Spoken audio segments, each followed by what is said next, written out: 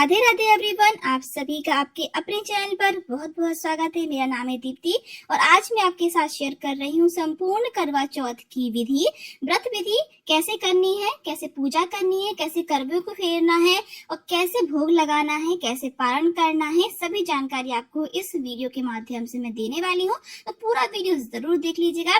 देखिए, जो व्रत होता है, सुहागन स्त्रियां अपने पति की दीर्घायु के लिए, अच्छे भविष्य के लिए, अच्छे स्वास्थ्य के लिए निर्जल उपवास रखती हैं। सुबह संकल्प लेकर ये जो पूजा होती है वो गोधूली बेला में या फिर प्रदोष काल में की जाती है।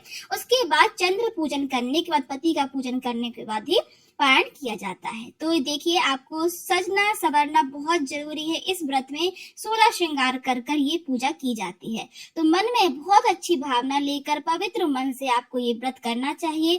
सच्चे दिल से व्रत करने से ही इसका पूर्ण फल मिलता है। तो देखिए, मेहंदी, आलता, महावर आप अच्छी तरीके से सज लें, संवर लें। एकदम पहले ही आप मेहंदी लगा लें, इससे आपका जो कलर है बहुत ही अच्छा उभर कर आएगा। ये जो व्रत होता है वो किस तिथि पर आता है वो भी मैं आपको बता देती हूँ। ये जो व्रत होता है वो होता है कार्तिक मास की कृष्ण पक्ष की चतुर्थी तिथि को। तो चतुर्थी तिथि का मतलब होता है चौथ की पूजा, यानी कि गणेश जी की भी पूजा आपको यहाँ बहुत ही अच्छी तरीके से करना है। तो सर्वप्रथम पटा बिछा लीजिए चौक पूर का, उसके ऊपर लाल वस्त्र बिछा लीजिए। माता करवा की कोई मूर्ति या फिर आपके पास फोटो हो उसको स्थापित कर लीजिए। फिर आपको यहाँ कलश की स्थापना करनी है। अगर आपको साधारण तरीके से पूजा करनी है तो उसका वीडियो मैंने चैनल पर डाल दिया है, आप वो भी देख सकते हैं। पर व्यवस्थित तरीके से अगर आप करना चाहते हैं तो उसमें कलश की स्थापना करना अनिवार्य होता है। तो आपको यहाँ पर एक कोई भी पात्र ले लेना है, पीतल का, तांबे का, कांसे का, मिट्टी का, कोई भी आप ले सकते हैं। उसके अंदर आपको एक कौड़ी, एक कमलगट्टा, एक सुपारी, एक हल्दी की गांठ, थोड़ी सी रोली, थोड़े से अक्षर, थोड़ा सा सिक्का आपको उसके अंदर डाल देना है। उसके ऊपर पंच पल्लव आपको लगा देना है। मैं यहाँ आम के पत्ते इस्तेमाल कर रही हूँ, आप अशोक के पत्ते भी ले सकते हैं। इनको भी हम टीक लेंगे। इसके ऊपर पूर्ण पात्र बनाने के लिए हम एक अक्षत से भरी हुई, चावल से भरी हुई एक प्लेट या कटोरी लगा देंगे। तो मैं यहाँ पर दीप कलश बना रही हूँ। आप चाहे तो यहाँ पर श्री कलश भी बना सकते हैं, यानी कि श्रीफल जो होता है उसको भी यहाँ पर लगा सकते हैं। तो ध्यान रखिएगा, उसका जो मुख है वो आपकी तरफ होना चाहिए। इसके बाद देखिए, मैंने दीपक को प्रज्वलित कर लिया। अपनी जो पूजा है उसको हम शुरू करेंगे।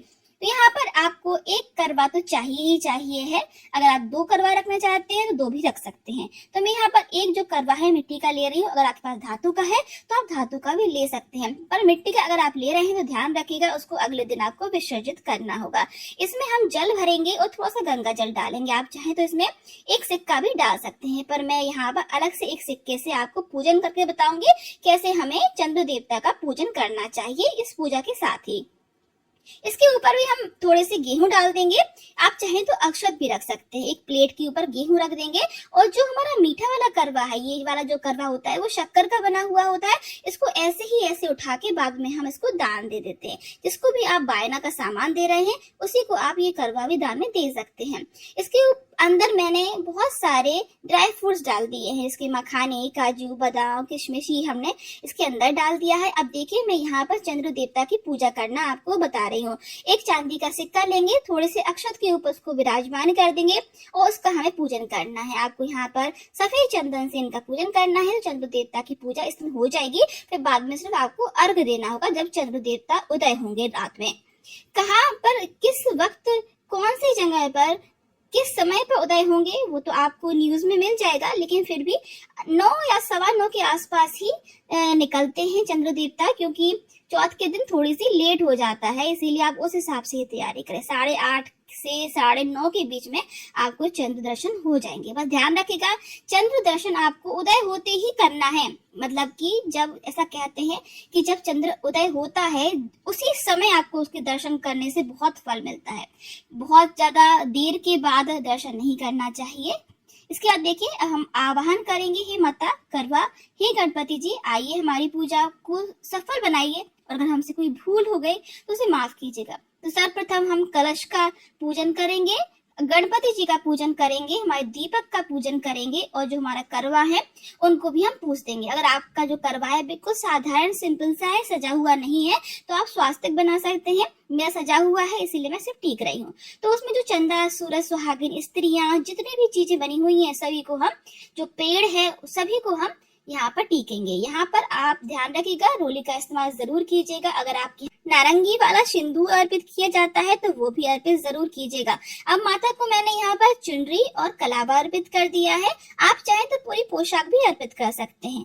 इसके बाद आपको यहाँ पर सुहाग का सामान अर्पित करना है। माता के लिए जो सुहाग का सामान हम अर्पित कर रहे हैं ये आप बाद में अपने लिए इस्तेमाल में ला सकते हैं। और इसके साथ ही आप बायने का सामान भी यहीं पर निकाल लें। बायने का सामान का मतलब होता है पूजा के बाद आप किसको आप ये सामान देंगे। इसमें साड़ी, सुहाग का सामान, दक्षिणा और मिठाई और फल होंगे, वो आपको अपनी सासू माँ को देने होते हैं। अगर सासू माँ नहीं है या फिर सुहागन नहीं है, आप अपनी ननद को दे सकते हो। ननद भी नहीं है तो आप किसी पंडित को दे सकती है। आस पड़ोस में कोई ब्राह्मण स्त्री हो जो कि सुहागिन हो तो आप उनको भी दे सकते हैं। तो देखिए मैंने एक यहाँ साड़ी रख ली है, उसमें सुहाग की चूड़ियां रख लेंगे, सारा जितना भी सुहाग का सामान है वो रख लीजिए, मिठाई रख लीजिए। और यहाँ पर मैंने सिंघाड़े का भोग लगाया है। अब देखिए चौथ का मतलब होता है 4 अंक, 4 अंक का मतलब होता है हर चीज हमें 4-4 अर्पित करनी चाहिए। तो हमने करवे के ऊपर भी 4 पेड़े रखे हैं और अक्सर भी 4 पेड़ों का प्रसाद लगा रही हूँ।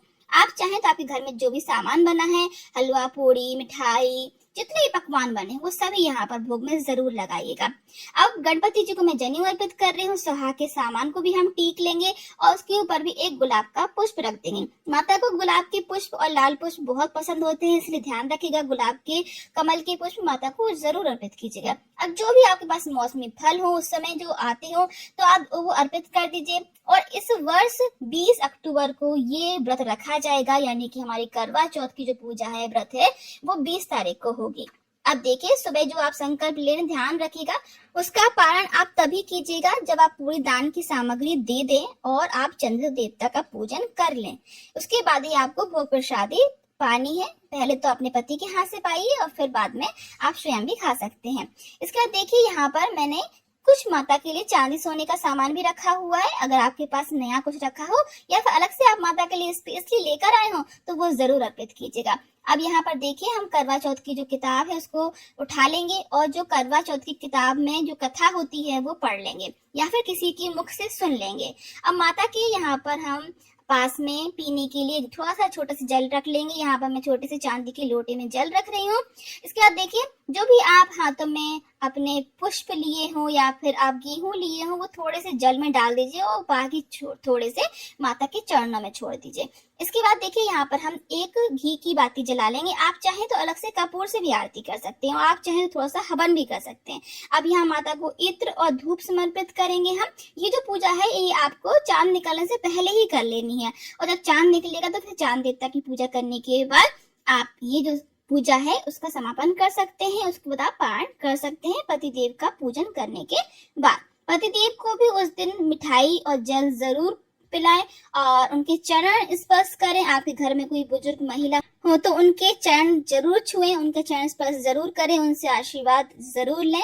अपने बड़े बुजुर्गों का आशीर्वाद ही बहुत ज्यादा पुण्य प्राप्त करने के लिए काफी होता है, इसीलिए उनका आप कभी भी दिल ना दुखाएं, उनको हमेशा साथ में लेकर चलें। मैं हमेशा यही कोशिश करती हूँ। अब हम आरती कर लेंगे। समस्त पूजा का आचमन करेंगे। अपने साड़ी के पल्लू से आप आचमन कर लीजिए। माता को आरती देने के बाद आप ये आरती स्वयं लीजिए, अपने पति देव को भी जरूर दीजिए, उनको भी टीका लगाइए, चरण स्पर्श कीजिए, मिठाई खिलाइए, पानी पिलाइए और उनसे भी कहिए कि वो आपके हाथों में कलावा बांध दें और आप भी उनके हाथों में कलावा बांध दें। अब थोड़े से आप गेहूं के दाने या फिर फल जो हैं वो अपने पल्लू में जरूर रख लीजिएगा।